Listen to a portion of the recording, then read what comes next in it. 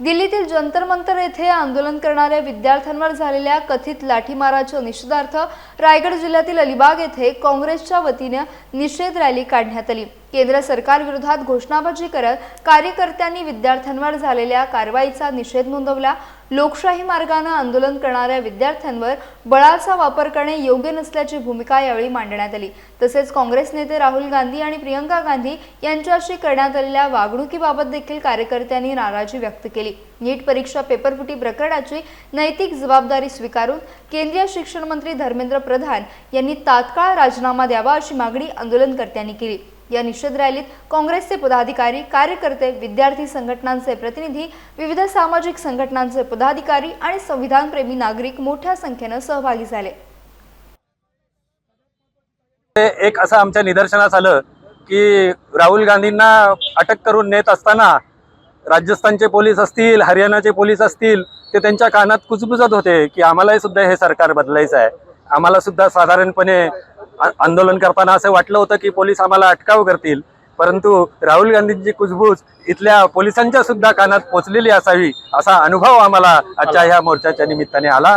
मी इथल्या पोलीस प्रशासनाचे सुद्धा या मोर्चाला सहकार्य केल्याबद्दल अलिबाग तालुका काँग्रेस कमिटीच्या वतीने आभार व्यक्त। या तरुणावर लाठीचार्ज झाला, एवढा भ्याड लाठीचार्ज होता का आपल्याला सुद्धा बघून डोळ्यातून आचरा आलं। नुसतं लाठीचार्ज न ते लाटेनं खिले होते आणि तरुणांना रक्तबंबाळ झाले। या संदर्भात आज हा मोर्चा होता। त्याच पद्धतीने राहुल गांधी यांना ज्या पद्धतीने अटक झाली, प्रियंका गांधी अनेक खासदार, ती अतिशय भ्याड पद्धतीची अटक होती। कारण ज्या पद्धतीने संविधानाने अधिकार दिलेला आहे का तुम्ही आंदोलन करू शकता, पण ज्या पद्धतीने राहुल गांधींना अटक झाली ते जसं काय पाकिस्तानी अतिरेकी असल्याप्रमाणे त्यांना ते फरफरट नेलेलं आहे। त्याच्याकरता आम्ही निषेध करतो आणि शिक्षण मंत्री धर्मेंद्र प्रधान यांचा राजीनामा हा झालाच पाहिजे, घेतलाच पाहिजे। आज जो आंदोलन घडलं अख्ख्या युवकांना, अलिबागच्या युवकांना मी एकच गोष्ट सांगू इच्छितो, माझ्याकडे बोलण्यासारखं भरपूर आहे, सोशल मीडियावरती बघतोय, बातम्यांमध्ये बघतोय। हा निषेधाचा जो कार्यक्रम केलेला आहे या सरकारने, पोलिसांच्या माध्यमातून जो लाठीचार्ज चालू आहे, अमुष्य लाठीचार्ज चालू आहे, विद्यार्थ्यांना मारहाण चालू आहे, त्यांच्याकडनं रक्त येते।